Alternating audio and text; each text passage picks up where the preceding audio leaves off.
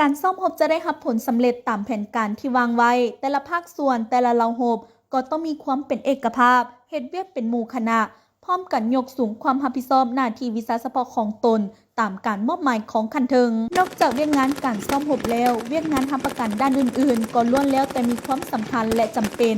ว่ารวมเฉพาะเวียกงานสื่อสารและเวียกงานเสนาหากซึ่งสามารถเฮ็ดสำเร็จหน้าที่รับประกันในการติดต่อของแต่ละเหล่ารบในภาคสนามระบบสื่อสารพวกเฮาก็ได้ห่างหากาเกียมทางด้านกำลังและพาหนะสื่อสารทางด้านกำลังก็ถือว่าได้จัดตั้งเป็นหนึ่งหมู่สื่อสารตามแผนการของกันเทิงทางด้านพาหนะพวกเฮาก็ได้นำเอาพาหนะที่มีคุณภาพสูงในการจัดตั้งรับประกัน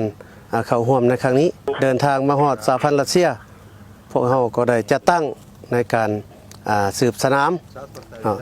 มภายหลังสืบสนามสำเร็จพวกเฮาก็ได้วางแผนร่วมกับเพื่อนรัสเซีย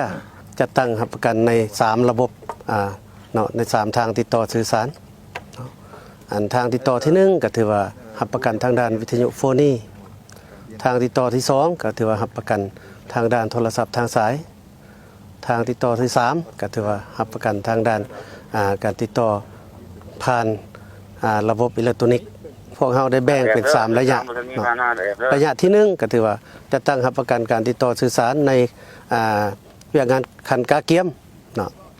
ระยะที่2ก็ถือว่าจะตั้งรับประกันการติดต่อสื่อสารในระยะปฏิบัติการซ่อมรบระยะที่3ก็ว่าจะตั้งรับประกันเวียกงานสื่อสารในระยะสิ้นสุดการสู้รบในการจะตั้งรับประกันทั้งหมดนั้นเนาะก็ถือว่าระบบสื่อสารของเฮาก็เป็นระบบหนึ่งเนาะถือว่าเคียงบ่าเคียงไหลกับระบบอื่นในการเข้าร่วมการซ่อมรบเทื่อนี้เพื่อรับประกันให้แก่การซ่อมรบร่วมในครั้งนี้มีผลสำเร็จตามแผนการเวียกงานเสนาหากก็แม่นเวียกงานหนึ่งที่จำเป็นรับประกันทางด้านสุขภาพนายและพลทหารอยู่ภาคสนามให้มีสุขภาพแข็งแรงและเฮ็ดหน้าที่ตามการมอบหมายของคันเทิงภายหลังได้รับคำสั่งจากกระทรวงประกันประเทศแล้วรบเสนาหากก็ได้มีการก้าเกี่ยมเข้าร่วมซ่อมรบลารถ2024ยูซีสหพันธ์รัสเซียโดยเฉพาะแม่นการก้าเกี่ยมฮัดแอบขั้นพื้นฐานอยู่มาฮอดวันที่17เดือน9 2024พวกเขาได้นำกำลังเข้ามายึดสนามอยู่ที่สหพันธ์รัสเซียหน้าที่หลักๆของพวกเขาแม่นมี2หน้าที่ที่1แม่นเข้าร่วมซ่อมรบที่2แม่นหน้าที่รับประกันสุขภาพให้นายและพลทหารที่เข้าร่วมซ่อมรบในครั้งนี้โดยเฉพาะแม่นการแจกยาและเวียกงานรับประกัน